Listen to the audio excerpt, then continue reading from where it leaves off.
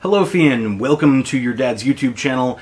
It is a Sunday, it is very hot, and today I want to talk to you about why I am so obsessed with European football. Specifically why I'm such a huge Manchester United fan, and why I love watching the American soccer team. Understand that I was a kid growing up in the 1980s in Chicago. It means we did stupid things like the Super Bowl Shuffle, and we all played sports that we weren't very good at, or at least I wasn't very good at, like baseball. I even collected baseball cards like Andre Dawson, who played for the Cubs, and Darryl Strawberry, because strawberries are yummy. I wasn't very good at baseball, and I enjoyed soccer quite a bit, but I really couldn't play it as much as I wanted to. So I didn't really play soccer when I got to like junior high and high school, but I still loved watching the sport. I loved watching it when it would come on TV, which was almost never.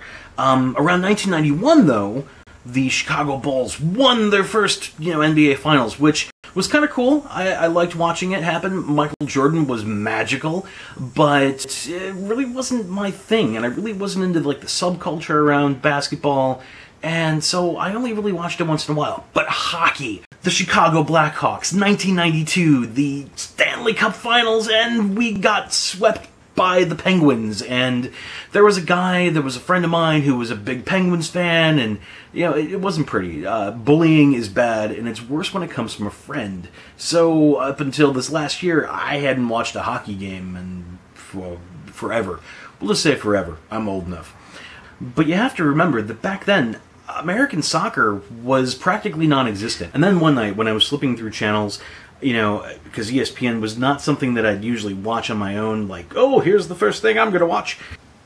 I flipped to the channel, and there was this guy named Eric Cantona, who played for Manchester United, a Frenchman. He flew around the field, and it was amazing. And it turned out that was during Eric Cantona's very first season for Man United, and during the very first season of the Premier League as we know it today.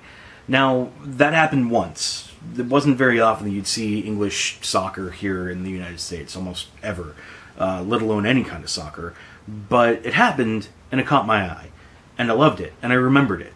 And then the whole thing with the Blackhawks losing happened, and I pretty much drifted away from sports entirely for a couple of years. But then in 1994, the World Cup was held here in the United States. You couldn't avoid it. There were signs everywhere, TV channels were covering it, the news was talking about it, that stupid dog mascot was everywhere. America, for one summer, was obsessed with soccer, and it was kind of cool. The United States lost, but we lost okay. I got to see them win against Colombia, even though it was an Escobar own goal, and there's an interesting story you should look up at some point about Escobar and Colombia and the Anyway, what really struck me was even though we lost to Brazil, even though I ended up cheering for Germany, it was on TV. I could watch it. I could turn it on, and there it was. And for 90 minutes, it was something I could actually get into. It was something that I didn't have to, pretend I was anybody else. I could just watch it. It was like a clean slate. And I loved it. And then nothing. I mean, sort of nothing. Until January of 1995. And then all over the news was this Eric Cantona again. Here he was from Manchester United, and he was flying into a crowd. He kung fu drop-kicked some hooligan in the middle of the match against Crystal Palace. And it was amazing. It was the kind of thing that, as a kid being bullied most of his life, I loved to see. Because soccer hooligans, especially in the 80s and 90s, were not to be messed with. And here he was, this Frenchman, flying into a crowd, standing up for himself. I'll never forget that.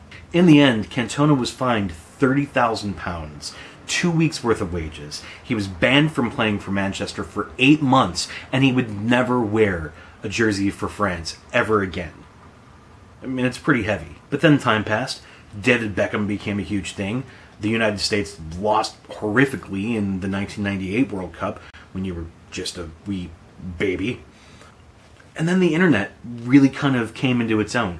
I could follow my favorite team now. I could watch highlight clips that downloaded at 56K and it only showed me 30 seconds of play.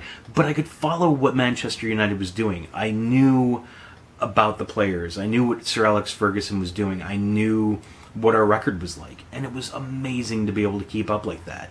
By 2004, I was watching Manchester United beat the Wolverhampton Wanderers, albeit on a tape delay. But in 2005, Fox Sports World became the Fox Soccer Channel, and then I was able to watch matches all the time, nearly every weekend. Look, you've grown into young adulthood only knowing the ease by which we can turn on the television and watch a soccer match almost any given day. Whether it's a replay or a brand new match, we can watch soccer pretty easily now. We have our own commentators, there's talk shows just like all the other sports, and now there's even at least 5 different channels dedicated just to soccer in the United States. Just last week, NBC, a channel that had no interest in English football when I was a kid, showed the home opener for Manchester United, and that was pretty cool because it was on broadcast television everywhere in the United States, live. As of September 2nd, Fox Soccer Channel won't be on the air anymore. It's getting replaced by another FX channel of some sort, but it's actually kind of a good thing. It means that soccer's really come into its own here in the United States. I mean, Jurgen Klinsmann, a guy that I cheered for back in the early 90s watching him play for Germany, is our soccer coach, and we're doing really, really well. I mean, the United States has almost finished qualification for the 2014 World Cup, and that's going to be an amazing time because we're playing better than we ever have. I mean, with all due respect to Alexi Lalas and Eric Winalda.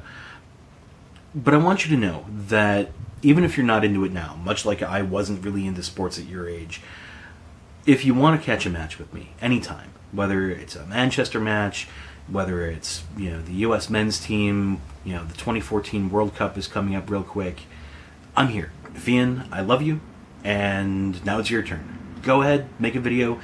Tell me about something you love that you think maybe I don't understand completely, and I'll see you next week.